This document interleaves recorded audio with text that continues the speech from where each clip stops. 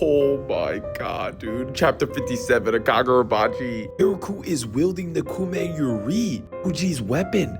Oh, there's so much shit that happens in the chapter. More is the first enchanted wielder we're seeing with his blade, and he went dumb way. Beginning of this chapter, we got Hiroko and Chihiro. They're still at the theater. We can see Hakuri's ability. He just took the enchanted blades from Hiroko. We see Hiroko there lying in the theater hall with his arms severed. Chihiro standing in front of him. Then the scene cuts back to Samura, which is just, we see what he did inside the temple. All these sorcerers are taken down. And the people that worked at the fortress are confused, like, what was that? This is impossible. What just happened? As one of the members, Mikazumi, tells them it's the Tobimune. How does he even know the enchanted blade? Samura is looking for the tree guy that works for the Hasaku. And we could see him and he dips out. He's actually hiding right now. And he couldn't believe seeing how fast Samura was when he got his enchanted blade. And how this is going to rile up the playing field and wondering if he's in trouble now. Mikazumi thanks Samura for saving them. As we see Yoji with Hakuri, as Hakuri tells Yoji he's gonna go get Kume Yuri for him. Mikazumi tells Hakuri, don't do that. Don't use your powers until we recover you again. He lost so much blood, he's starting to hallucinate. If he does it again, it might be the end of him. When he's recovered, they're gonna plan on getting all the enchanted blades from the Hisaku members. After getting his enchanted blades, Samura just fires all of his bodyguards. Talking about you almost got yourselves killed, asking if everyone's alright. Ali, one of the bodyguards from the temple, didn't make it. He was 22 years old. Only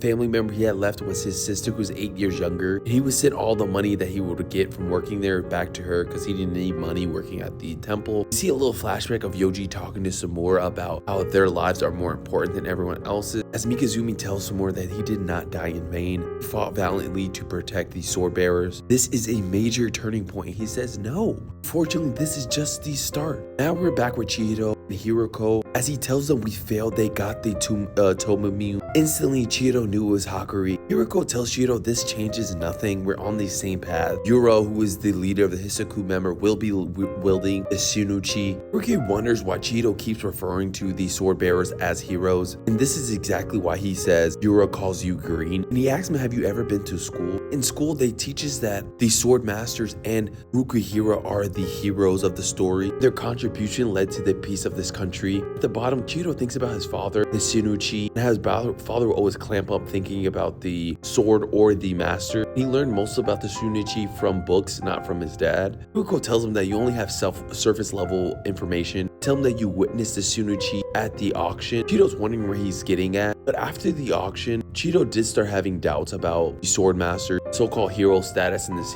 country. After seeing Shinuchi powers, like, bro, it was not something heroes should be wielding. The reason why these sword masters are under ironclad security and why his dad never wants anyone to use that sword again, because when he was fighting against Kiora in the auction, he was wielding the Shinuchi. He felt that someone was inside of him and it was controlling Kiora somehow. He thinks that what if the sword Shinuchi wasn't out of control, but it was actually the sword master himself.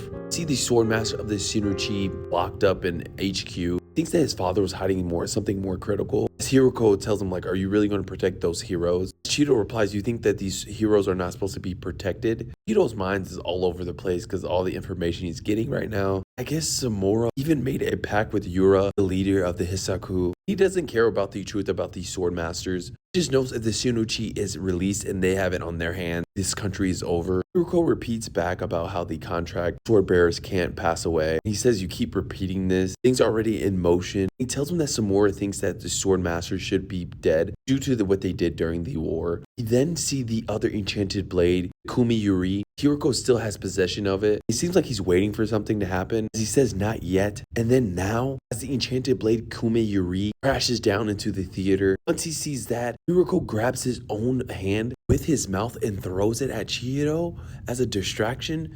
We see these knives come out of the window and attack Chihiro. Looks like he has backup. This is when we see Hiroko grabbing Kume Yuri with his mouth. Chihiro is shocked, like, what? As the enchanted blade activates, you see two of these performing Japanese dancing figures coming out of the blade. There is a panel of Yoji, who is the wielder of it. And Chihiro's shocked that he's able to activate the enchanted blade and unsheath it.